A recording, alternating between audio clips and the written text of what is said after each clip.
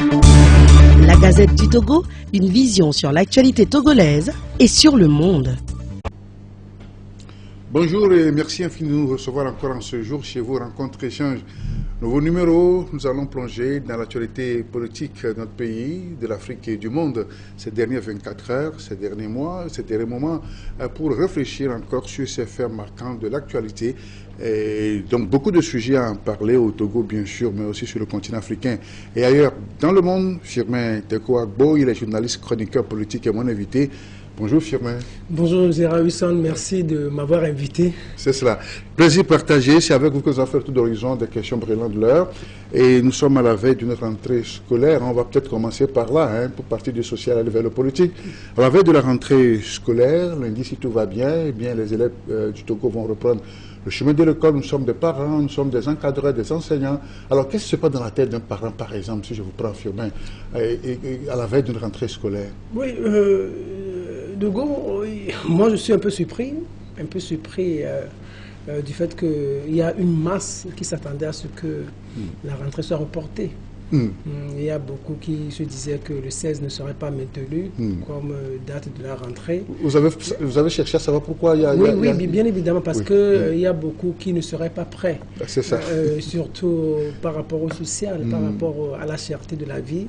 Il y a des parents qui n'ont pas encore trouvé les moyens nécessaires dont ils ont besoin pour payer les fournitures de leurs enfants, pour payer les premières tranches des frais de scolarité. Ils souhaitaient en réalité que cette rentrée soit reportée. Ils avaient juste besoin d'un petit temps pour une semaine de plus, une semaine ou 2 semaines de plus, c'est ça.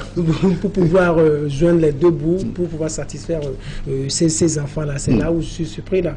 Mais l'État reste strict sur le maintien de la date le 16, du moment où la rentrée pédagogique a eu lieu cette semaine. Moi je me dis c'est clos, cette affaire-là, c'est réglé. Donc, oui, c'est que par le passé, on a assisté à des reports dû à des problèmes de revendications syndicales, mais depuis un temps, on n'en parle plus. Oui, et ça fait 2 ou 3 ans maintenant que la rentrée est maintenue à la date fixée. Oui, bien évidemment, je pense que c'est l'effet Kokoroko. Vous savez, c'est comme Kokoroko, le professeur Kokoroko, quand il est allé à la présidence de l'université de Lomé, donc il y avait assez de grève, mais il a réussi à stabiliser la situation et il s'est imposé. Les manifestations même étaient presque interdites sous son magistère lorsqu'il était président de l'université. Ici aussi, il y avait assez de grève, c'est-à-dire au niveau des enseignements primaires, secondaires, il y avait assez de grèves, il y avait assez de bourrara, il y avait assez de manifestations, surtout à la veille des rentrées. Mais lorsqu'il est arrivé, donc il s'est encore imposé, comme il a l'habitude de le faire, il s'est imposé, donc difficile tout d'abord, difficile de manifester, et aussi, du moment où on n'arrive pas à manifester, on n'a pas assez de raisons pour pouvoir reporter. On se dit, on ne veut plus d'instabilité courant l'année. Il faut tout faire, tout d'abord pour satisfaire les enseignants. Et la deuxième chose, maintenir la rentrée. Parce que quand on reporte la rentrée, ça veut dire ça a un incident négatif sur tout le déroulé de l'année scolaire. J'ajoute que le calendrier scolaire est déjà, le calendrier de l'année est déjà sorti. Est déjà sorti, oui, tout est déjà ficelé. Alors si on avait encore reporté, donc ça va avoir des incidences très négatives, ça va donner encore d'autres boulots. Et c'est pour cela que le professeur Kokoro, il se dit, donc on maintient la date. Sur ce point, en fait, on peut le féliciter. Donc c'est un bien, quoi, n'est-ce pas? Le fait d'avoir maintenu la date. Non, bon, c'est un bien pour lui. Oui. Oui, en tant que ministre de tutelle. En tant que ministre de tutelle, là, il n'y a pas de manifestation, il y a une certaine stabilité. Rien ne justifie un éventuel report. Rien ne justifie un éventuel report, mais c'est du côté des parents, d'élèves, de ceux de la masse, bien sûr, qui ne seraient pas prêtes pour que les enfants puissent reprendre. Parce que, bon, quand on parle de la minorité n'a rien à voir ou n'a rien à foutre avec le 16 ou pas, ou plus, parce qu'il y a le minimum. Mais ceux-là qui ne disposeraient pas de ce minimum-là auraient bien voulu. Mais tout compte fait, c'est l'État qui a décidé. Et nous sommes contraints, tout le monde est contraint, les élèves sont contraints de respecter cette date-là. Et donc, ce que nous pouvons dire, c'est que nous ne pouvons qu'implorer la la grâce divine pour que tout se déroule normalement bien et que tout se déroule bien pour les enfants et pour les parents, et bien pour tous les acteurs. C'est ça. Voilà, date de la rentrée prévue pour lundi prochain, le 16 septembre, c'est bien maintenu. Alors, parlons de l'état même du système éducatif. Les efforts sont faits ou sont en train de se faire pour améliorer, n'est-ce pas, la qualité de cet enseignement qui est donné au Togo. Alors, pour vous, que reste-t-il à faire vraiment pour qu'on ait un enseignement de qualité? Vous savez, bien sûr, vous avez parlé des efforts qui sont en train d'être faits sur le plan éducatif. Bon, c'est des efforts. Même pour moi, c'est comme des combattages de brèche. C'est-à-dire, quand on voit un problème ici, c'est comme quand nous circulons sur la grande route, quand vous voyez un nid de poule, on essaie de combattre.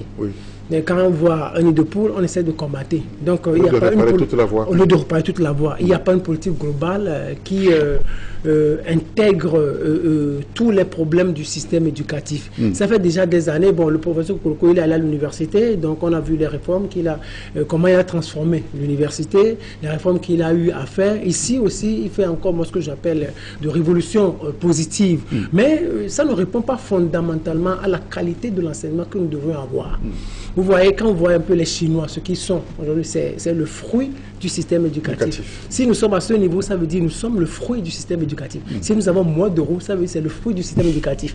Si nous avons moins de technologie, c'est le fruit du système éducatif. Si nous avons la pauvreté, c'est le fruit du système éducatif. Parce que c'est ce qu'on vous donne, ce qu'on nous transmet, et si nous arrivons à avoir ces valeurs-là, c'est ce que nous développons lorsque nous sommes à des postes de responsabilité. Toute l'Afrique a raté son système éducatif. Les Français sont là, c'est parce qu'il y a eu un fruit, parce qu'il y a eu des travaux, il y a des réformes qui sont faites. Regardez, la dernière réforme qu'on a eu à faire ici sur le plan éducatif, la grande réforme, la réforme la plus célèbre, c'est celle de 1975. Alors depuis, ça c'était le XXe siècle. Vous imaginez... il semble que c'est une bonne réforme quand même. C'était une bonne réforme. Une bonne réforme quand vous lisez profondément, mais sauf que nous sommes au XXIe siècle. C'était le XXe siècle, aux périodes de la guerre froide. Vous imaginez, il y avait toujours le mur de Berlin. Donc après, il y a eu la démocratie, et il y a eu assez d'évolution, il y a beaucoup de choses. Avant, le monde était unipolaire, aujourd'hui c'est multipolaire, donc il y a beaucoup de choses qui sont entrées en jeu. Ces réformes-là ne répondent pas fondamentalement aux réalités du XXIe siècle. C'est ça. Alors qu'est-ce qu'il faut faire? Ce qu'il faut faire, c'est qu'il faut tout reprendre. Il faut faire des efforts, un effort, tout d'abord pour les états généraux de l'éducation, et après passer... On en a parlé depuis la conférence nationale, ça fait plus de 30 ans maintenant. Plus de 30 ans, pourquoi on n'arrive pas à avoir les états généraux? Et la deuxième chose, après, à l'issue de ces états généraux, qu'on arrive à avoir ce que j'appelle la grande réforme, peut-être du XXIe siècle, du système éducatif togolais. Et là, ça va embrasser tous les domaines. Parce que ce que nous sommes en train de voir, demain, bien sûr, on va en parler peut-être tout à l'heure, l'utilisation de portable, c'est parce que quand les gens dénoncent, peut-être il y a TikTok, il y a des images obscènes que les élèves s'envoient, on dit oui, on prend une mesure par rapport à ça. Oui, quand on dit les élèves fument de la drogue, on dit on prend une mesure par rapport à ça. On ne peut pas évoluer comme ça. Ça ne peut pas, il faut se dire, on a une vision. On voudrait que d'ici 30 ans, le Togo soit à ce niveau-là. Et on met en place toutes les structures. Tout d'abord, sur papier, on se dit sur le système, au niveau du système éducatif, voilà ce que nous devons mettre en place. Voilà la qualité de l'enseignement. Voilà les offres de formation. Et quand on parle d'offres de formation, il y a les conséquences, c'est-à-dire le débouché. Que veut dire, vous vous inculquez ces valeurs-là, et voilà que vous pourrez les développer. Et jusqu'à ce que vous le terminiez, alors on met en place ces structures-là. Donc, c'est comme ça, ça doit partir. Avec ce que nous sommes en train de faire, c'est des efforts, bien sûr. On peut peut-être applaudir timidement, mais ça ne nous permettra pas de nous développer. Si la Chine est à ce niveau-là aujourd'hui, c'est parce qu'arrivé à un moment donné, ils se sont dit, on n'a rien pour se développer. Qu'est-ce qu'il faut faire? Voilà, ceux qui sont performants sur le plan éducatif, ce sont les Occidentaux, les Européens. On envoie nos enfants dans ces pays occidentaux.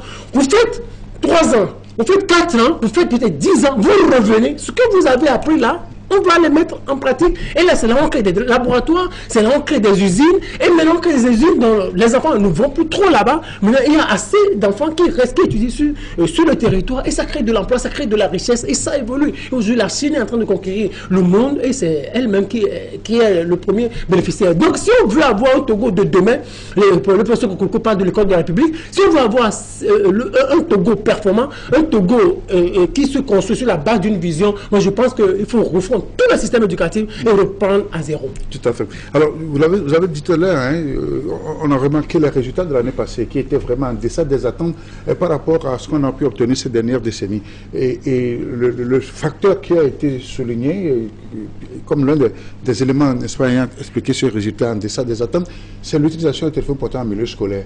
Et une décision a été prise par rapport à ça. Alors, vous pensez que ce soit la solution?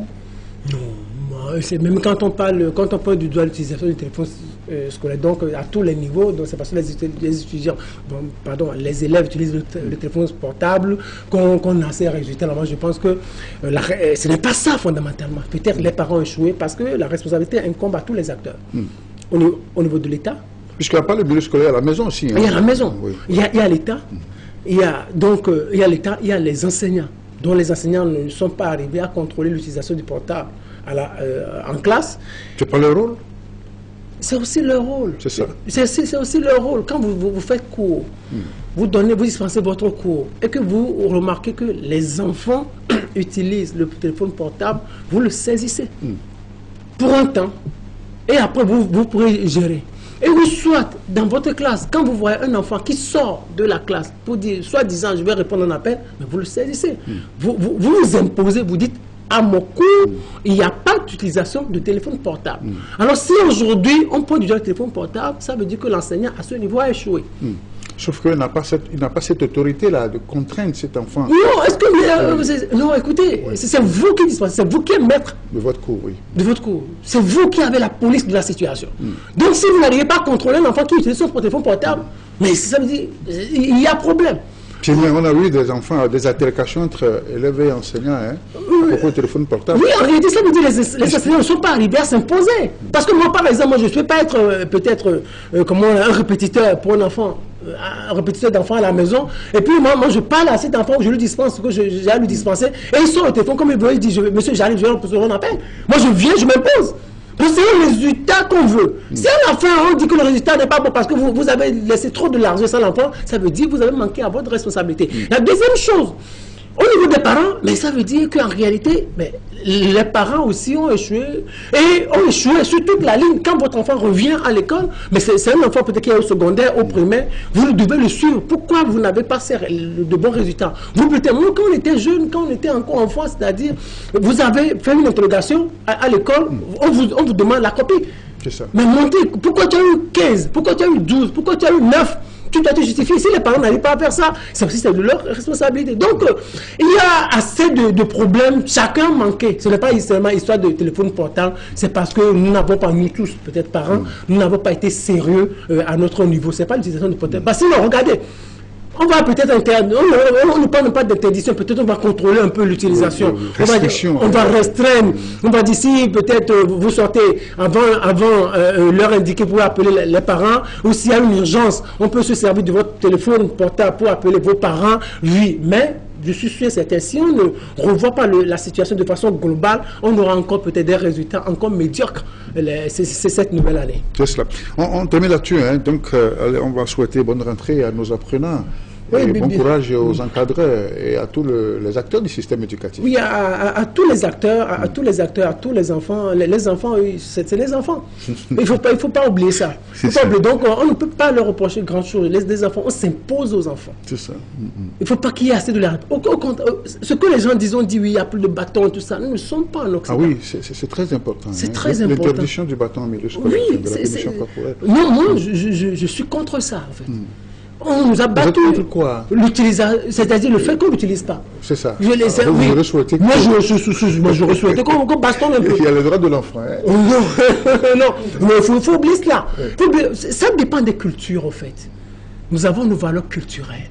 Nous sommes nés en Afrique, vous imaginez. Nous avons une certaine éducation. Valeur de bâton? Oui. Valeur de bâton, parce que nous, on nous a bastonné. À 6 h du matin, il y a une dictée. Vous faites 3 foot, mais on vous bastonne. Conjugaison, le verbe résoudre, à l'imparfait. Ah oui. Mais c'est-à-dire, juste arriver au CM2, vous avez tout là de conjugaison dans votre tête. Vendredi, dictée. Vous imaginez, donc ça nous a formés. Donc, on ne fait plus ça. Il y a un élève qui arrive en 6e, il ne sait même pas écrire son nom. L'élève arrive en 4e, il n'arrive pas à écrire son nom. C'est des réalités, oui. C'est des réalités. Donc moi je me dis, il faut faire revenir le bateau. Le bateau, ça fait toujours peur. Ça fait toujours peur. Même si à cause du bateau, il y a certains qui ont abandonné le corps. Oui, ils ont déserté. L'usage abusif. L'usage abusif, il ne faut pas exagérer. Mais on nous a fait plus à dire, on vous soumet à des punitions, pas possible. Il ne faut pas exagérer. Mais il faut bastonner l'enfant avec de l'amour. Il faut que l'enfant comprenne que ce que vous êtes en train de lui infliger, c'est parce que vous l'aimez. Il faut que l'enfant se sente aimé. Il faut qu'il se sente aimé. Donc moi, je souhaiterais qu'on fasse revenir le bâton avec beaucoup d'amour, beaucoup d'affection. Sinon, si on veut dire, parce qu'il y a les droits de l'enfant, tout ça là, mais il n'y a pas de bâton en Occident. Mais le palliatif, c'est quoi? Ils ont d'autres valeurs pour pouvoir contraindre les enfants à bien travailler. Maintenant, et nous, on ne bastonne pas. Quelle est l'alternative? On n'a pas l'alternative. On n'a pas d'alternative. Donc, quand vous soustrayez le bâton du système éducatif, ça veut dire vous laissez un grand vide. Et c'est ce que la conséquence, c'est que nous sommes en train de voir. Les enfants n'ont plus peur de rien. Ils ne respectent pas les enseignants. Un enfant peut se lever, bastonner et gifler un enseignant. Ce qui était rare. Quand on était encore plus jeune. Donc, moi, je souhaite... Les enfants, je ne leur reproche pas grand chose, parce que ils sont toujours enfants à moins de 18 ans. Il faut les comprendre. Il faut s'imposer aux enfants. Donc, bonne chance à nos soeurs, à nos petites soeurs, à nos petits frères, à nos enfants. Et bonne chance aussi à l'État. Que l'État pense à revoir tout le système éducatif, à organiser les états généraux pour aboutir... à la grande réforme que j'appelle les réformes du 21e siècle du système éducatif togolais. Très bien. Rencontre très nouveau numéro, firmé un bon invité. Il est journaliste, chroniqueur politique. C'est avec lui que nous faisons le tour d'horizon des questions d'actualité. Tout à l'heure, c'était une question sur la rentrée prochaine, le 16 septembre, lundi prochain. Donc, et sans transition, on va à l'actualité politique. Hein, pas de problème. Voilà. En commençant d'abord par la reconduction du Premier ministre et Mme Dogbe pour gérer la transition et la composition du gouvernement. Et quelles impressions vous en faites? On a mis du temps pour faire ce gouvernement. Hein? Non, vous reconnaissez que le régime parlementaire a donné du boulot à tout le monde, à tous les acteurs, même au président de la République. On s'est perdu un peu. De nature, c'est toujours comme ça ou bien? Non, c'est que notre changement, le fait qu'on ait choisi, surtout à la veille d'une élection, d'aller à un autre régime, ça a bouleversé. Et ça a bouleversé même ceux qui nous gouvernent. C'est-à-dire, arrivé à un moment donné, on s'est dit, on ne sait plus, on n'a plus su quelle communication adapter à la réalité. Certains se demandent dans quelle république on est finalement. Oui, aujourd'hui, il y a de petits éclaircies. On sait qu'on est en train de quitter la 4e République vers la 5e République. Vous imaginez. Dans un délai de transition. On est en pleine transition constitutionnelle. Donc vous imaginez quand on lendemain des législatives, vous savez, vous avez suivi Gilbert Bahara, le ministre Gilbert Bahara, qui a dit qu'en réalité, donc il n'y a plus à former un quelconque nouveau gouvernement, que le président du Conseil, c'est le président de la République, c'est lui qui avait dit ça à l'époque. Maintenant, après, on a été obligé, parce qu'on s'est rendu compte que si on applique tout de suite le régime parlementaire, on va faire faux. Parce qu'on n'a pas encore mis en place toutes les institutions. C'est ça. On n'a pas tout d'abord parce qu'il faut mettre, quand on dit on est dans le régime parlementaire, ça veut dire déjà on doit avoir un nouveau président de la République. On doit avoir un nouveau président de la République, ça veut dire on doit mettre en place le Sénat. En réalité, avec le régime parlementaire ou avec la Constitution de la 5e République, c'est l'Assemblée nationale et le Sénat qui se mettent en place, qui se réunissent en congrès pour élire le président de la République. Ce n'est plus au suffrage universel direct comme ce fut le cas sous la 4e République. Maintenant, il faut mettre en place la présidence du Conseil. Est-ce qu'on a déjà des locaux, tout d'abord? Ça, c'est un raison banal. Est-ce qu'on a des locaux, des infrastructures pour la présidence de la République nouvelle, la présidence de la République de la 5e République et la présidence du Conseil? Est-ce que c'est la présidence du Conseil des ministres? Est-ce que c'est l'actuel primature qui va servir de présidence du Conseil? Alors que le président du Conseil, en réalité, a assez de pouvoir que l'actuel primature ne pourrait contenir. Vous imaginez, il a assez de pouvoir. Donc, on n'a pas encore le Sénat, on n'a pas encore, sur le plan de la justice, on n'a pas encore la Cour de cassation, on n'a pas encore le Conseil d'État. Au niveau de la HAC, on n'a pas encore la nouvelle HAC, parce que c'est du numérique. On n'a pas encore le protecteur du citoyen. Il y a assez d'institutions à mettre en place. On parle des gouverneurs. Regardez, c'est tout récemment que le gouvernorat a été mis en place. Est-ce qu'on a déjà des locaux dans des régions, par exemple, pour les habiter. Est-ce qu'on a déjà des locaux? Donc il faut des structures d'accueil. Il faut des structures d'accueil, tout d'abord. Maintenant, il faut des agents de l'État qui vont travailler dans ces gouvernorats-là. Est-ce qu'on a tous ces éléments? On n'est pas encore prêt. Maintenant, quand on parle le tout doit se faire dans un an. Hein, le tout doit se faire dans un an. C'est pour cela qu'en réalité, vous savez que nous avons un centre de recherche de géopolitique internationale. Oui. Ce que nous faisons, nous voudrions accompagner un peu l'État au niveau du centre. Et nous avons déjà commencé par sortir des articles qui entrent dans le cadre de la mise en place des institutions de la 5e République. Nous avons déjà sorti 2-3 articles. À l'avenir, ce que nous voudrions faire, c'est que nous allons mettre en place, par visuel, toutes les institutions à mettre en place. Et le délai. Il nous reste maintenant 8 mois. Moins de 8 mois, parce que c'était, oui, le 5 septembre, c'était, après le 5 septembre, il nous restait 8 mois. Maintenant, aujourd'hui, nous sommes dans 8 mois, parce qu'aujourd'hui, nous sommes en septembre. Septembre, mai, c'est combien? C'est moins de 8 mois. Moins de 8 mois. Est-ce qu'on a, tout d'abord, est-ce qu'on a assez de temps, le temps suffisant? Est-ce qu'on a assez de ressources humaines? Parce que quand on parle de, exemple tout simple, quand on parle de présidence du conseil, avec ses pouvoirs si lourds, est-ce qu'on a des ressources humaines à ce niveau-là? Nous avons déjà les gouverneurs qui sont nommés. Est-ce qu'on a des ressources humaines à ce niveau-là? Le protecteur du citoyen, qui va allons nous désigner? C'est la première chose. Quand on parle du Sénat même, mais le Sénat, ce sont les conseillers régionaux municipaux qui vont élire 2 tiers et le président de la République va se charger de faire quoi? De nommer 1 tiers. Est-ce qu'on a assez de ressources humaines par rapport à ça? Est-ce qu'on a assez de candidats? On parle de président de la République, tout simple, on dit c'est le groupe parlementaire qui va-t-on choisir pour être président de la République? Donc il y a tout un travail et aussi, est-ce qu'on a le budget est assez conséquent? On a du travail. Mais moins de délai. Moi, je souhaite beaucoup de courage à ceux qui gouvernent parce que le travail est lourd. La tâche qui attend le Togo est véritablement lourde. Mais nous souhaitons qu'on ait du succès, que la République puisse réussir. L'entrée dans une nouvelle République, ce n'est rien de mauvais. C'est que le pays est dynamique. Mais la Constitution, le président de la République même l'a dit, le pays est dynamique. La révision, ça témoigne d'une certaine vivacité de la démocratie. Ça veut dire que nous ne regardons pas les choses de la même manière. Il y a un groupe qui se dit, bon, aujourd'hui, on a assez expérimenté la 4e République, il faut aller à une nouvelle République, ce qui est un droit constitutionnel. Alors on peut aller à une nouvelle République. Mais si on veut faire avancer un pays, on n'a pas besoin de constitution. Le seul avantage, selon moi, le seul avantage que nous avons tiré le premier avantage qu'on peut tirer de cette révision constitutionnelle, de cette nouvelle constitution, ça veut dire en 2025, on ne va plus dépenser des milliards pour une quelconque élection présidentielle. Et cela nous évite aussi des crises, des contestations inutiles qu'on pourrait avoir peut-être dans cette dynamique. Si le président de la République togolaise se positionne encore comme candidat en 2025, candidat à la présidentielle, il va remplir, il va gagner tout de suite. Donc, et là, on aura encore des contestations pour dire que non, oui, il y a fraude, tout ça. Mais au moins, ça nous évite 2 choses. Sur le plan économique et sur le plan politique, en termes de stabilité. Ça nous stabilise. Même si c'était le repos. Bien sûr, quand on fait une constitution, on l'a fait tout d'abord, quand on a un pouvoir, on l'a fait tout d'abord pour soi. Hein. Pour soi. C'est pour soi. C'est de bonne guerre. C'est de bonne guerre. Par exemple, si on lui propose la modification de la Constitution ou le fait d'aller à une nouvelle Constitution, et il trouve que cela va déranger son pouvoir, il ne le fera jamais. Mais s'il trouve qu'en réalité, ça va lui permettre de rester au pouvoir, d'avoir un pouvoir stable, il le fait. Ça, c'est la meilleure des choses.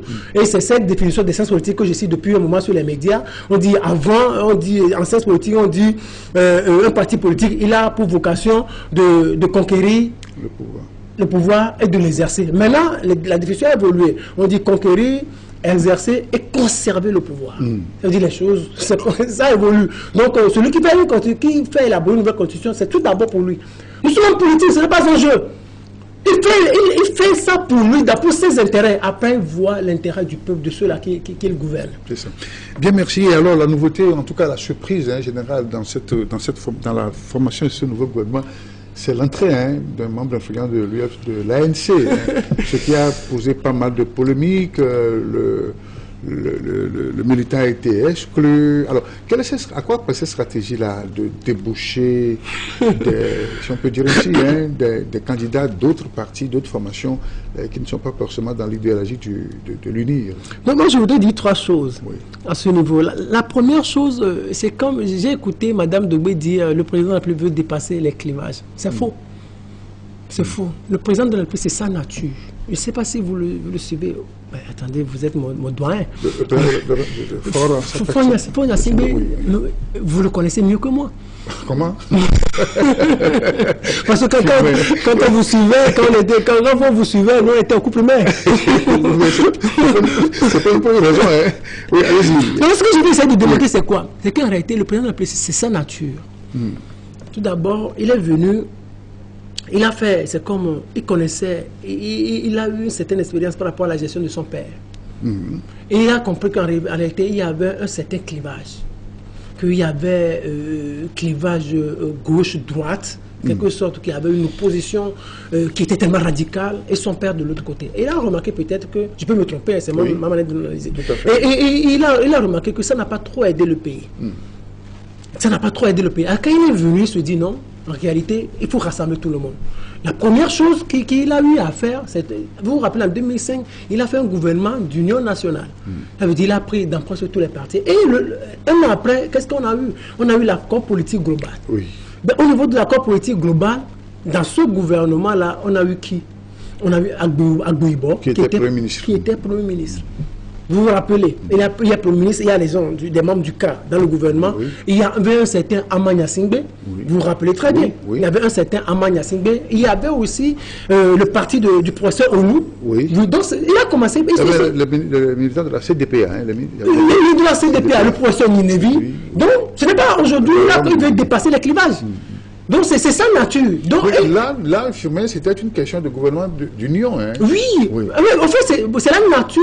Oui, c'est sa nature, en fait, qu'il essaie de faire montrer, de montrer pour dire qu'en réalité, moi, je ne suis pas dans l'esprit de clivage.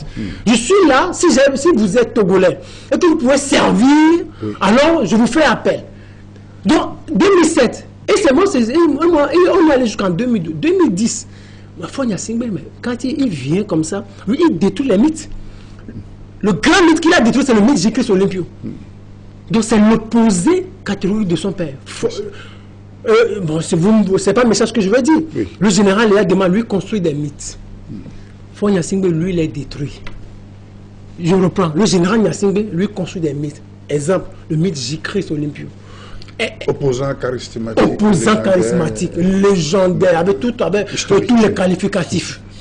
Mais la Faure Gnassingbé, lui, n'est pas dans cette dynamique. Il n'y a pas de. Il a signé un accord. Il a signé un accord en 2010. Il signe un accord qui tue le mythe Jésus-Christ Olympio. On a poussé grands opposants avec Faure Gnassingbé. Sur Faure Gnassingbé, lui, il ne veut pas de mythe. C'est ma manière de lire l'homme. Donc lui ne veut pas de mythe. Il ne veut pas d'homme trop puissant, trop fort, parce que ça lui crée des problèmes. En termes de stabilité, quand vous êtes tout opposant historique, tout ça, là, ça rassemble les gens. Et regardez, en 2012, on est passé à unir. Moi, je n'appelle pas unir un parti politique. C'est comme c'est un mouvement, le mouvement En Marche que nous avons. Et regardez, et quand vous voyez unir, paix à son âme, Georges Aïdam vient de mourir. Le vice-président de UNIR à l'époque en 2012, c'était Georges Aïdam. Un gars du cas. C'est à moi ce que je me trompe. Maintenant, regardez, dans UNIR, on a pris un peu partout. Pour faire unir, c'est un mouvement. Donc, quand dans un pays où vous avez un chef d'État qui a un mouvement, c'est la manière de l'appeler, qui a un mouvement, mais sachez une chose, la gauche et la droite vont disparaître. C'est ce que nous avons en France. Emmanuel Macron, quand il est arrivé, c'est Emmanuel Macron qui a détruit la gauche et la droite avec son mouvement En Marche. Il a détruit, maintenant la gauche s'est fragilisée, le PS. Non, la gauche avec le PS fragilisé, la droite s'est fragilisée. C'est ce qui fait que le RN est en train de monter. Donc avec Faure Gnassingbé, ici on n'a pas une troisième force comme RN pour monter. Ici c'est la droite et la gauche, c'est-à-dire le pouvoir et l'opposition radicale. Maintenant lui vient, il crée un mouvement pour absorber tout le monde. Et c'est ça que moi j'appelle unir. Donc unir rassemble tout le monde. Ça veut dire que ça ne tient pas. Les résultats de unir, dans les résultats de unir, mais les anciens opposants ont voté unir. Ceux-là même, regardez la composition du gouvernement. Regardez, depuis un certain nombre d'années, ceux qui composent le gouvernement, ce sont des gens, des anciens opposants. Des gens qui ont critiqué Faure Gnassingbé peut-être en France, des gens qui ont critiqué Faure Gnassingbé peut-être au Canada, des gens qui ont critiqué Faure Gnassingbé dans les pays occidentaux, en Afrique, qui font partie aujourd'hui des gouvernements de Faure Gnassingbé. Ils rassemblent tout le monde, ils détruisent la gauche, ils détruisent la droite. Maintenant, pour revenir, c'est la deuxième chose, la troisième chose, avec le cas Gomado. Étant dans cette dynamique, c'est Faure Gnassingbé se dit, on a fait ça avec l'UFC, mais aussi dans l'ANC. On trouve une certaine compétence. Pourquoi ne pas la prendre? Moi, je voudrais m'appesantir un peu sur ça. Gomado, Kwame Gomado. Gomado, oui. Moi, je l'ai connu en 2019. Ça fait 5 ans que je l'ai connu. Et je l'ai connu à Scan Togo, à Tabligo. C'était ma première fois de découvrir ce homme. Mais j'ai découvert une brillance. C'est-à-dire, il faisait un exposé sur Canton. Il est dans son domaine technique. Mais il me faisait un exposé. Je me dis, mais celui-là, c'est un Togolais. Il y avait un blanc à l'époque. Et ce blanc-là, je ne sais pas de quelle origine il est, mais qui me parlait de lui, il est bon. C'est un homme brillant. Et donc, un homme brillant. Et depuis qu'il est venu, qu'il est aussi à la tête de la commune Golfe 1, vous voyez tout ce qu'il fait. Tout ce qu'il apporte à cette commune. Et quand Faure Gnassingbé, il est un peu flatté par cet talent. Quand il se dit, mais ce monsieur, regardez, on lui a donné un pan de pouvoir, le peuple lui a donné un pan de pouvoir, mais il exerce bien. Il exerce bien. Alors, on va élargir un peu sa localité. De bain, on lui confie tout le territoire par rapport à son domaine. Il est dans son domaine. Aménagement du territoire. Oui. C'est un technicien de ce domaine-là. Donc, pourquoi ne pas lui confier pourquoi ne pas discuter avec l'ANC directement? Bon, j'ai trouvé en votre sein une compétence, mais passez-la moi plutôt que sa consultation. On va directement à l'intéressé. Vous savez, Faure Gnassingbé, c'est un chef d'État, mais aussi c'est un politicien. Le politicien, il a quelque chose. Lorsqu'il trouve un moyen, il fragilise toutes les forces qui peuvent lui causer des soucis. Et c'est que quand il va aller au niveau de l'ANC, c'est la forme, ça va être bien respecté et tout ça. Mais ce qu'il peut faire pour fragiliser davantage, c'est ma manière de l'interpréter, pour fragiliser davantage l'ANC, c'est quoi? C'est de créer des problèmes entre les deux, c'est-à-dire l'intéressé même et le parti. Oui. Et donc il veut dire l'intéressé, c'est-à-dire là vous comprenez que c'est un rassembleur. Il ne prend pas, il n'appelle pas l'intéressé comme un membre de l'UFC, de l'ANC, mais comme un Togolais. Oui. Un Gomado, hein? Un Gomado. Technicien. Peut-être, ici, considérer Gomado comme un membre de l'ANC, peut-être il aurait respecté toute la politesse politique, en disant, en adressant peut-être un courrier à l'ANC, et par le biais du président national de l'ANC, toucher Gomado. Mais il se dit, moi, je n'ai pas besoin peut-être de toutes ces formalités politiques, ce dont j'ai besoin d'un Togolais. Et c'est que cette décision a une portée politique. C'est que ça crée un problème entre Gomado et son parti politique. Et ça, lui, ça l'amuse. Oui. Lui, ça l'amuse et c'est à son avantage. Ça l'arrange. Quand autant l'ANC se fragilise, autant UNI monte. Autant tous les autres partis politiques de l'opposition se fragilisent, autant UNI monte. Parce qu'aujourd'hui, on voit tous ces maris, même tous ceux-là qui quittent l'opposition traditionnelle pour rentrer dans UNI. Ça l'arrange, ça lui permet d'avoir une certaine légitimité. Faure Gnassingbé, ça lui permet d'avoir une certaine légitimité, une certaine assise. Il se dit, j'ai presque tous les Togolais qui m'adorent. Et comme on a l'habitude de le dire, ou comme je suis en train de le dire depuis 2019, le peuple togolais, démocratiquement, est en train de retourner au système de parti unique. Avant, on nous avait imposé un système de parti unique. Aujourd'hui, ce sont les Togolais eux-mêmes qui choisissent démocratiquement ce système de parti unique. Et l'ANC n'a pas hésité à renvoyer, à exclure de serre le ministre Gomado. Vous êtes surpris? Oui, tout naturellement, oui. Est-ce que c'est une bonne stratégie? Oui, il perd un membre. Vous savez, l'ANC, j'ai eu l'impression, je vais dire ce que je vais dire, peut-être c'est pas méchant, mais c'est ma manière de voir les choses. L'ANC a dépassé, j'ai compris à un moment donné que l'ANC a dépassé cette politique de développement. C'est-à-dire contribuer au développement du Togo. L'ANC veut juste faire de la politique. Et c'est que ça ne marchera pas. Elle a gardé sa stratégie. L'UFC est arrivé à un moment donné, a dit non, il faut qu'on dépasse ce radicalisme, cette idéologie, cette pratique. Donc l'ANC, elle dit non, moi, je ne veux pas finir comme l'UFC. On demeure radical jusqu'à la fin. Même si cela peut nous coûter des choses extraordinaires, on demeure radical jusqu'à la fin. C'est un choix politique. C'est un choix politique. On le respecte. Donc, même si cela leur coûte des choses, même si il y a beaucoup de désertion au niveau de ce parti, il y a beaucoup qui quittent le parti, mais en réalité, on devait amener l'ANC à se dire non, il faut qu'on rende un peu plus souple notre manière de voir les choses. Mais l'ANC sait qu'en réalité, quand elle fait ça là, peut-être elle va finir comme l'UFC. Le danger, c'est quoi? C'est que le monde est en train d'évoluer. Cette politique de radicalisme ne marche plus. Vous savez, dans les années 90, au XXe siècle, la FIDH, quand on vous arrête, quand on vous met en prison, lorsque la FIDH sortait des communiqués, ça faisait trembler les régimes. Ça faisait trembler. Lorsque les Reporters sans frontières intervenaient face à des situations d'injustice par rapport aux journalistes, ça faisait trembler les dirigeants ou des régimes. Mais aujourd'hui, au XXIe siècle, ça ne dit plus rien à personne. Ça ne dit plus rien à personne, ça veut dire votre radicalisme. Un recul des droits de l'homme, hein, ou bien? Non, c'est comme les chefs d'État ont compris que ces déclarations ne sont que des déclarations. Que ceux qui font sans effet, que c'est-à-dire vous leur donnez 2 semaines, écrit, puis c'est fini. Ils n'ont pas d'armes, c'est-à-dire les porteurs de ces déclarations n'ont pas d'armes, n'ont aucune mesure coercitive, ne peuvent rien imposer. Donc, quand on est chef d'État, on l'assume.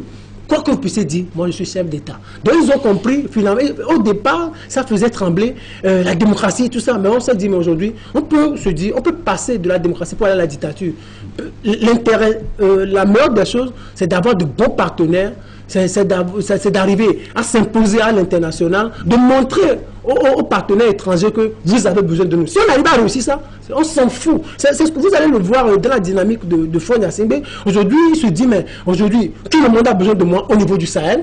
Tout le monde a besoin de moi. Je fais déjà presque 20 ans au pouvoir. Les gens ont besoin de moi, l'international, les Américains ont besoin de moi, les Chinois ont besoin de moi, les Français ont besoin de moi, les Maliens, les Saheliens, tout le monde a besoin de moi. Donc, si vous voulez manifester au niveau de la Constitution, tout ça, les Chinois n'ont rien à voir avec la Constitution. Les Américains, encore moins. Les Français, ils ne sont pas les meilleurs exemples. Les Sahéliens ne sont pas les meilleurs exemples non plus. Donc, ce qu'on fait, donc moi je garde ma Constitution et je passe. Donc, vous pouvez faire des déclarations. Le radicalisme aujourd'hui, ça ne paie plus. Ça ne paie plus. Parce que, et puis, c'est que les gens sont fatigués aussi au Togo par rapport au contexte togolais. Il y a des gens qui ont expérimenté, des gens qui sont morts. Des gens qui ont souffert à cause de ce radicalisme, à cause de ce antagonisme sérieux. Des gens ont dit, mais on a tout donné à ce pays-là.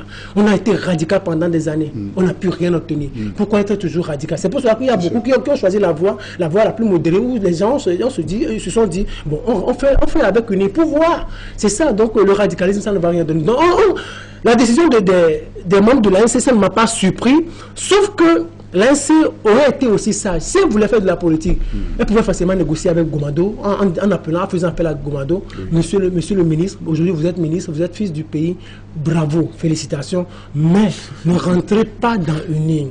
Votre place là vous sera toujours réservée. Lorsque vous sortirez du gouvernement, revenez ici. Revenez. Regardez, ce que Gomado fait n'est rien de mauvais. Je pense que l'ANC se trompe. Golf 4, c'est l'ANC, c'est Jean-Pierre Fabre. Je ne me trompe pas. Mais Jean-Pierre Fabre, c'est un membre du gouvernement, est-ce que vous le savez?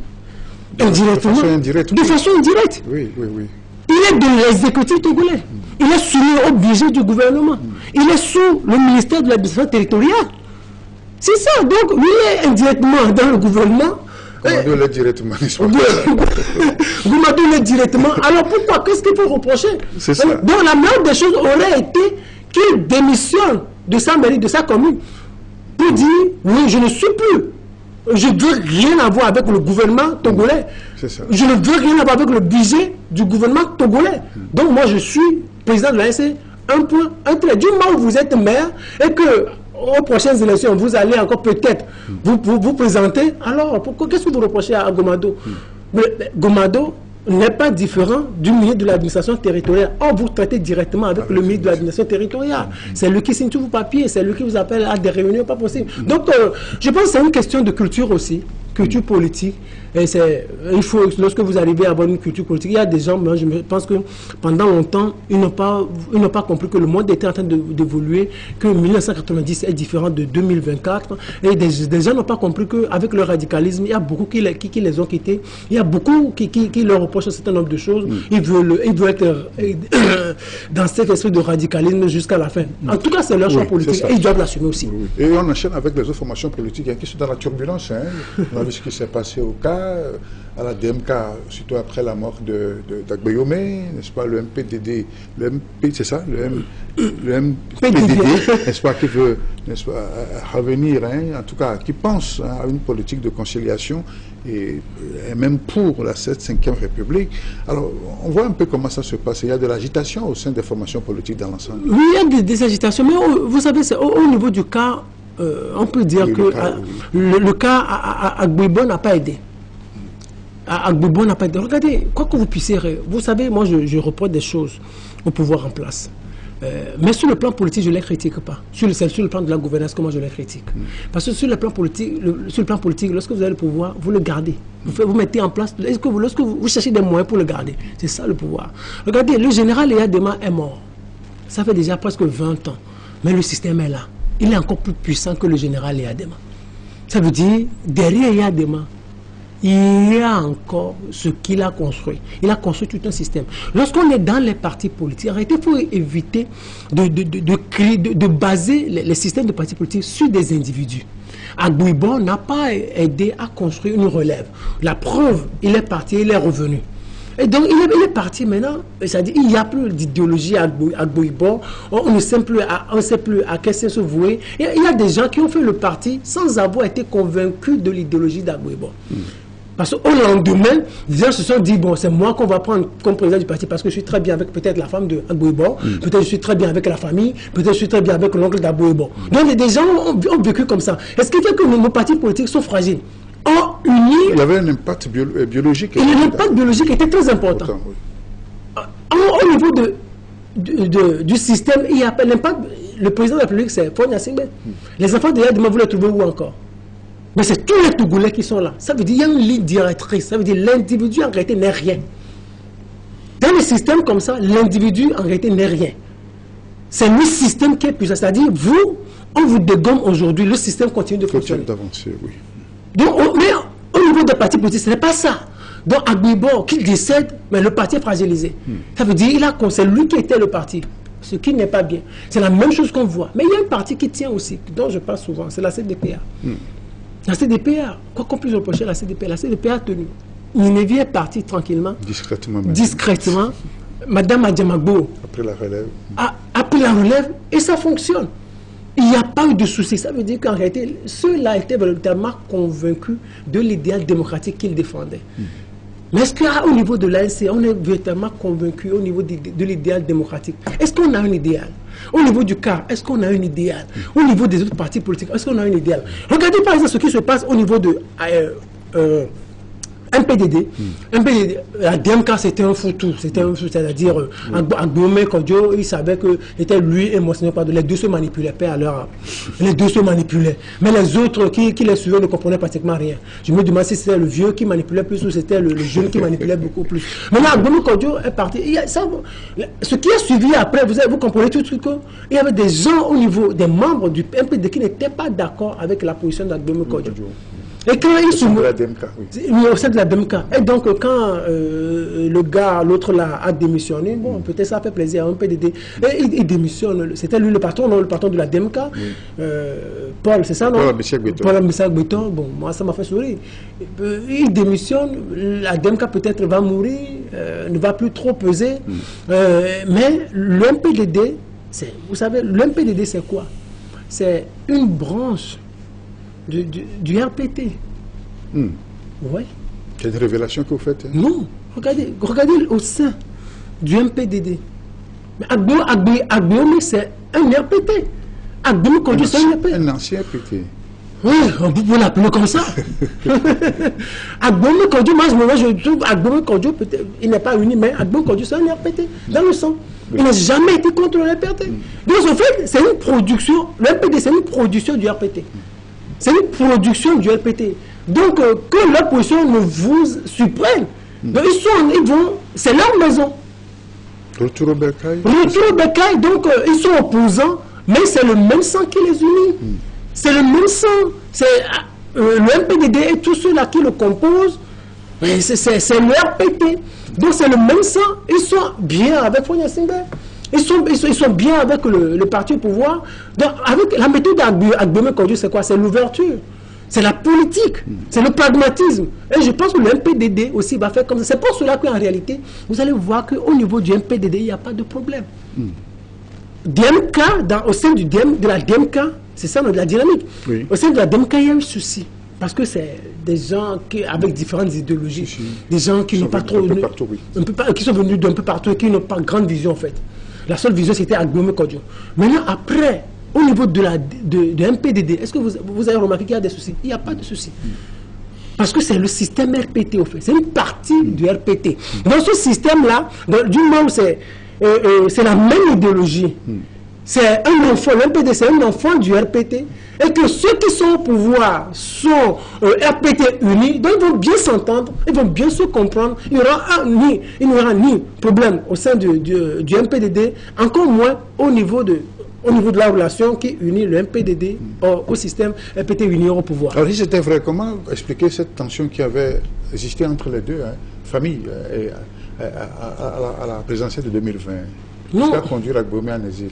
Non, au fait, c'est que Agbemé Kodjo, c'est-à-dire, le problème d'Agbemé Kodjo, je pense que spirituellement, les gens l'ont trompé.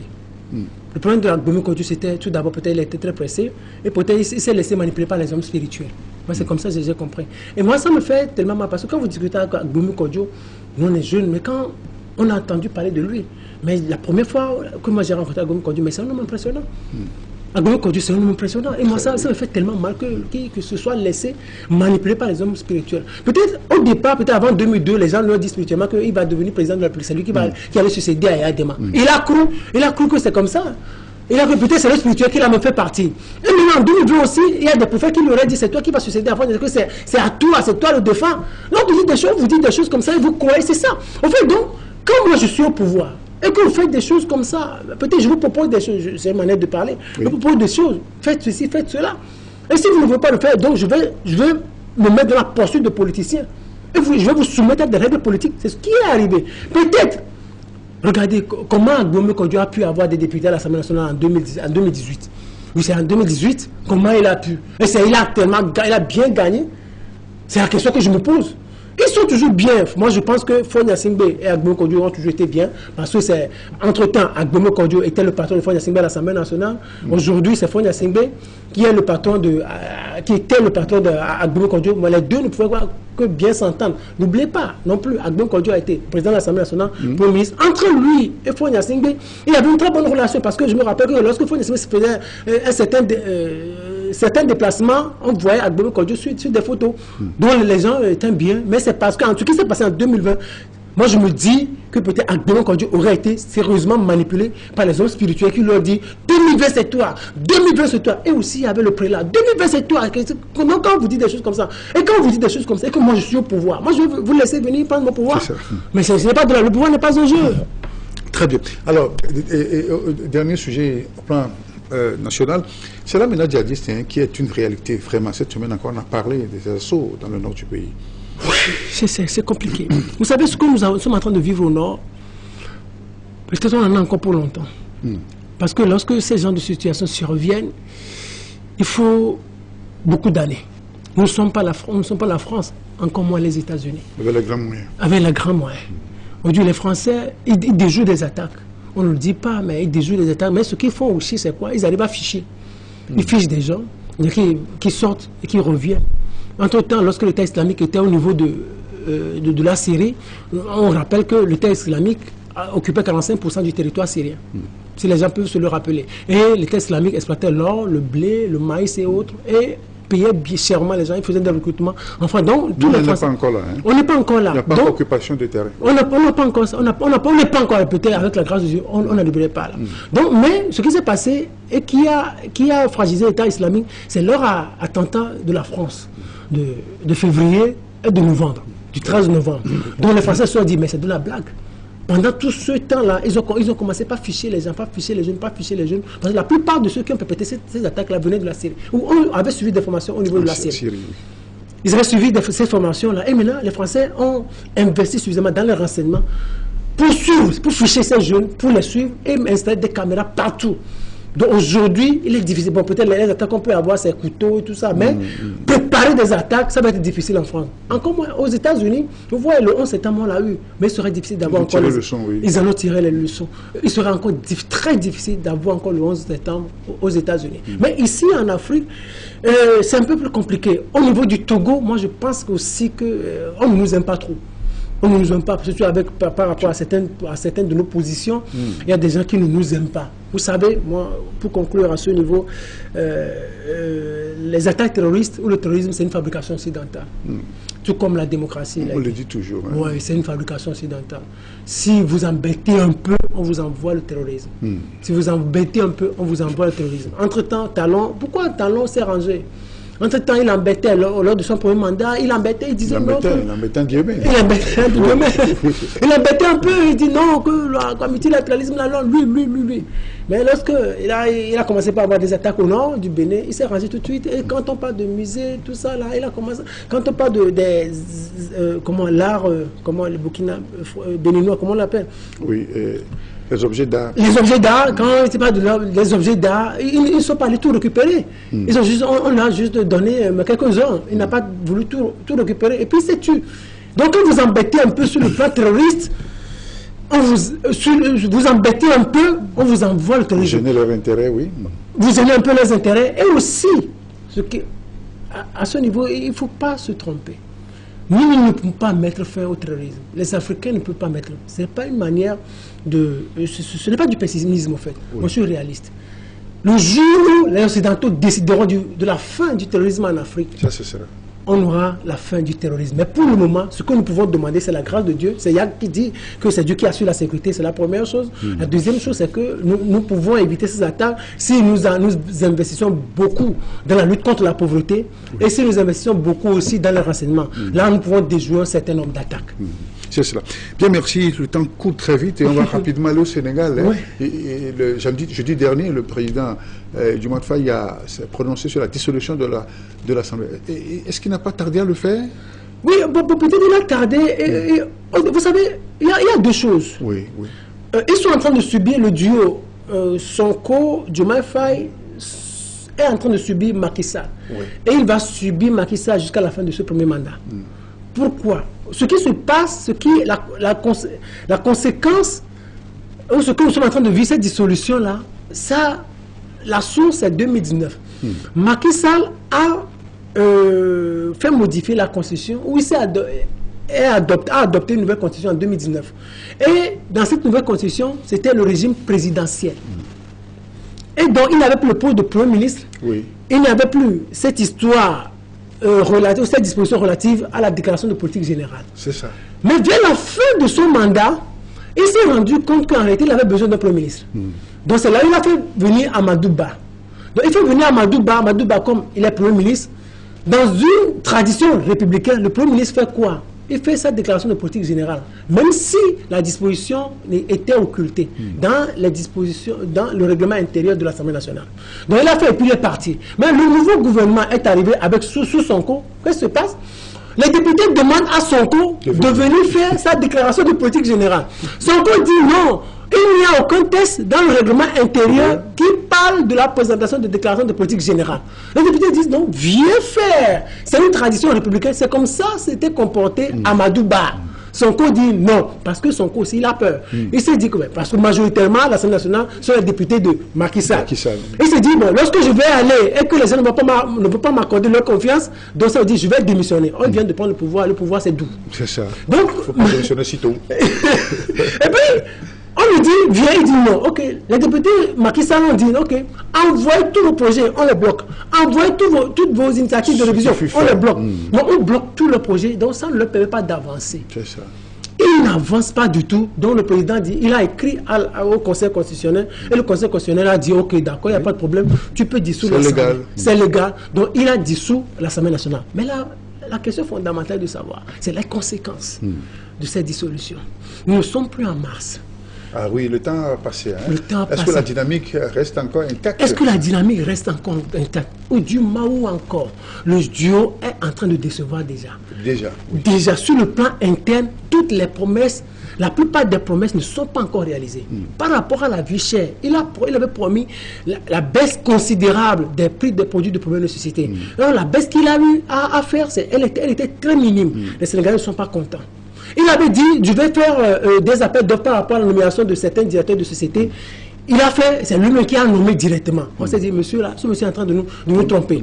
La deuxième chose, on est à l'international. Qu'est-ce qui se passe? Tu as dit que non, vous êtes panafricaniste. Oh, le premier voyage de président que tu fais, c'est Alassane Dramane Ouattara.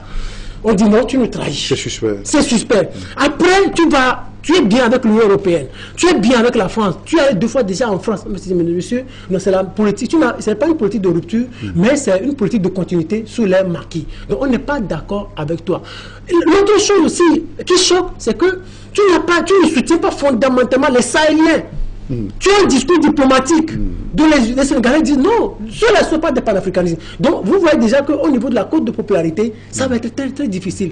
Ça va baisser. C'est un pari risqué. Hein? C'est un pari risqué. Donc que Dieu les aide, parce que jusqu'en novembre, si la situation... 17 novembre. Hein? 17 novembre. Si la situation comme ça reste comme ça, bien sûr. Et si, il y a aussi une chose. Un pouvoir ne se partage pas. Ils sont ensemble. Il y a le président et le Premier ministre. Est-ce que le Premier ministre ne serait pas en train de déranger déjà le président? Parce qu'en réalité, le plus élégant, vous savez, c'est Sonko. Est-ce qu'il n'est pas en train de faire ombrage au président déjà? Il y a déjà ça aussi. Mais est-ce que dans ces conditions-là, est-ce que le pasteur peut avoir la majorité? Si le pasteur peut avoir la majorité, peut-être le président va reconduire Ousmane Sonko. Au cas où on n'arriverait pas à avoir la majorité, donc on va vivre ce que nous sommes en train de vivre en France actuellement. Oui. Où on aura une majorité relative, on aura assez de partis politiques. Alors le président va être obligé de faire une coalition pour pouvoir avoir un premier ministre et former le gouvernement. Et là, ce sera peut-être la première fin de Sonko sous l'ère du Diomaye Faye. Parce que si on ne reconduit pas Sonko, on va le mettre où? Parce qu'en réalité, le président, il se sent déjà dérangé par Ousmane Sonko. Vous savez, à la veille du décès de François Mitterrand, il fait appel à Edouard Balladur, Edouard Balladur pour lui demander, mais vous savez, Edouard Balladur était son premier ministre sous la cohabitation, et il demande à Edouard Balladur, monsieur Balladur, qu'est-ce que vous avez retenu de notre cohabitation? Edouard Balladur lui répond, le pouvoir ne se partage pas. Le pouvoir, ça ne se partage pas. Donc, Diomaye Faye, il sait que c'est lui qui est le président. Donc, il ne peut pas partager le pouvoir avec Ousmane Sonko, même si Ousmane Sonko était son mentor. C'est ça. Voilà pour le Sénégal. Et très rapidement, en France aussi, hein, vous voyez, c'est bizarre. Plusieurs mois après les élections anticipées, donc c'est récemment qu'on a eu un PM et puis un gouvernement. Vous savez, toutes les difficultés. Ça ressemble un peu à l'Afrique. Hein? Oui, ça ressemble. Macron, moi je dis politiquement, il a tué, comme je l'ai dit tout à l'heure, il a tué la France. C'est les conséquences de ces décisions que nous sommes en train de vivre. Et puis, l'expérience que je suis en train de voir, entre-temps, on avait dit que oui, on a un président jeune, c'est bien d'avoir des premiers ministres, des présidents jeunes. La question est de savoir si cela a apporté des fruits véritablement. La gestion d'un État, ce n'est pas un jeu. C'est une question d'expérience. C'est Sarkozy qui a parlé de Macron entre-temps, lorsqu'il était ministre, qu'un ministre ne s'improvise pas. Un ministre, c'est toute une expérience, c'est toute une vie. On ne tourne pas ministre parce que tu es jeune, tu as de l'argent. Macron est venu au pouvoir à 39 ans. La France est la 5e puissance du monde. Et vous voyez tout ce qu'il a commis comme gaffe en Afrique. Aujourd'hui, c'est le héros des Africains, parce que c'est lui qui nous a permis. Grâce à ces erreurs, les Africains sont en train de vivre un certain panafricanisme.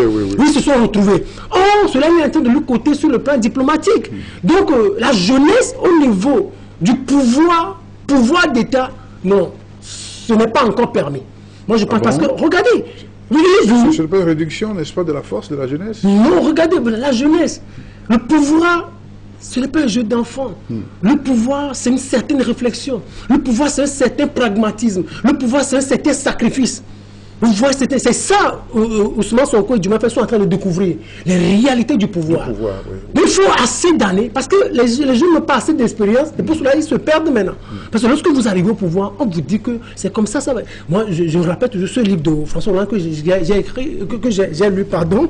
Hollande qui dit, lorsque vous arrivez au palais de l'Élysée, il y a des gens qui viennent vous dire, monsieur, voilà ce que vous pouvez faire, voilà ce que vous pouvez faire. Vous n'avez pas droit, vous avez droit à poser ces questions, mais ces questions-là, ne les touchez pas. Ne nous posez pas ces genres de questions. Ah bon? Bien sûr. Donc des gens plus forts que le président? Il y a des gens plus forts que le président. Lorsque vous arrivez au palais, il y a des gens qui sont plus forts que vous. La deuxième chose, par exemple, moi je le dis au niveau de Barack Obama, par exemple, Barack Obama dit, moi je vais faire partie de Guantanamo.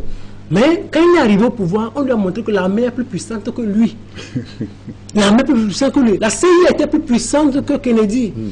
Donc les jeunes ne peuvent pas comprendre ça. Les jeunes croient que c'est comme ça se passe. Mais il y a des réalités beaucoup plus puissantes, des réalités beaucoup plus pragmatiques.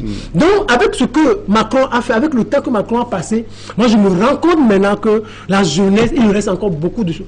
N'est pas président celui qui est jeune. C'est ça. N'est pas président en réalité, ou il ne doit pas être président celui qui est jeune. La réponse, ou peut-être pour confirmer ce que je dis, pourquoi il abandonne Attal pour aller chercher Barnier de 73 ans? C'est ça. Peut-être. C'est les deux extrêmes. C'est les deux extrêmes. Macron, peut-être 46, 47 ans. Actuellement, oui. Actuellement, et Barnier plus de 70 ans. Donc, le petit-fils peut-être de Barnier, c'est Gabriel Attal. Attal, oui. Il vient de succéder à son petit-fils. Macron a compris que le jeune n'arrive pas à tenir. Que les défis auxquels fait face la France sont énormes. Et que ça dépasse la portée de la jeunesse. Qu'il faut un vieux, un ministre, un Barnier. Qui était dans le méandre du système européen, qui a été plusieurs fois ministre en France, qui a fait 3 présidents, qui a fait Mitterrand, je pense, il y avait 3 présidents, qui a assez d'expérience sur le monde, donc c'est lui qui peut gérer la situation maintenant. Et vous voyez toutes les consultations qu'il est en train de faire, il dit, il a besoin de tout le monde, il est ouvert. Or, le jeune Attal lui parlait seulement, il a fait quelques mois, il croit que... Oui, moi, hein. Voilà. Vivement, on aura assez de temps pour en discuter encore, mais cette émission tire à sa fin. Hein. Oui, déjà on va passer les 55 minutes réglementaires. Alors, donc, finalement, que dire, hein? De façon pour ramasser tout ce qu'on a dit, hein. On n'a pas du Togo, on a parlé de l'Afrique, du Sénégal, de la France. Il y a ce sommet Chine-Afrique qu'on n'a pas évoqué. Il y a même la présidentielle américaine pour novembre prochain qu'on n'a pas évoqué. En résumé, que dire, hein, en tant qu'analyste?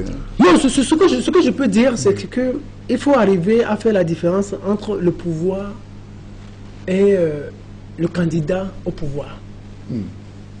Lorsqu'on est candidat, on a ses réalités. Et lorsque vous accédez au pouvoir, vous avez aussi vos réalités. Donc, si on arrive qui ne sont pas forcément conciliables. Qui ne sont pas forcément conciliables. Lorsque vous arrivez au pouvoir, vous n'êtes plus le candidat. C'est comme quelqu'un qui me dit, lorsque tu es ami à quelqu'un et que du jour au lendemain il devient président, tu n'es plus son ami. Non. Mais laisse-le te choisir pour ami. Et là, tu vas être ami du président. Donc, il faut qu'on arrive à céder à ce niveau de connaissance. Et lorsqu'on arrivera à ce niveau de connaissance, on pourrait véritablement comprendre les décisions des chefs d'État. Pour conclure, je comprends un peu la position de Faure Gnassingbé par rapport à la nouvelle constitution, parce que c'est un chef d'État. La première chose qu'il va faire, c'est de chercher à conserver son pouvoir, et la deuxième chose, c'est de chercher à satisfaire les intérêts des populations. Et sur ce point, moi, je lui demande la gouvernance que nous vivons, ce n'est pas encore ça. Il faut amener les Togolais à vivre un peu dans le rose. Les Togolais veulent quoi? Ils veulent s'assurer 3 repas par jour. Au niveau du système éducatif, les parents veulent avoir le minimum pour pouvoir envoyer leurs enfants à l'école. Au niveau de la santé, on veut avoir le minimum pour se soigner. Lorsqu'on tombe malade, qu'on va dans un hôpital public, qu'on ne demande pas d'où viens-tu ou qui, c'est-à-dire qui sont tes proches, qui t'ont amené, que les premiers soins te soient bien garantis. Après, on pourrait dire, lorsque tu seras un peu à l'aise, on te dira, mais qui sont tes parents, tu es avec qui? C'est-à-dire qu'on déploie assez de moyens dans le social, et je pense qu'à la fin, ou à la fin de la journée, les Togolais vont l'applaudir des 2 mains. Que Dieu bénisse le Togo. Merci. C'est sur ce mot d'espoir que se referme cette émission. Je rappelle que vous avez été mon invité, c'est vous, Firmin Tekoh Agbo, vous êtes journaliste, chroniqueur politique. Vos analyses m'ont intéressé et c'est un partage avec nos téléspectateurs. Et merci infiniment pour votre disponibilité. Je vous en prie, moi je peux dire que moi je suis juste honoré d'être invité par mon doyen. Donc merci beaucoup de cet honneur. Merci à la RTDS qui m'accorde aussi cet honneur. Merci. Merci à vous, mes téléspectateurs. C'est la fin de ce numéro de Rencontre et Échange. Merci à vous de l'avoir suivi. Je vous retrouve samedi prochain pour d'autres réflexions. Au revoir pendant ce temps. Prenez soin de vous et portez-vous bien. À très bientôt. La Gazette du Togo, une vision sur l'actualité togolaise et sur le monde. Rejoignez-nous sur le www.lagazettedutogo.com ou sur nos comptes Facebook, Twitter et YouTube. Pour tout contact, écrivez à contact@lagazettedutogo.com ou appelez le 92 80 88 53. La Gazette du Togo, c'est l'information en continu.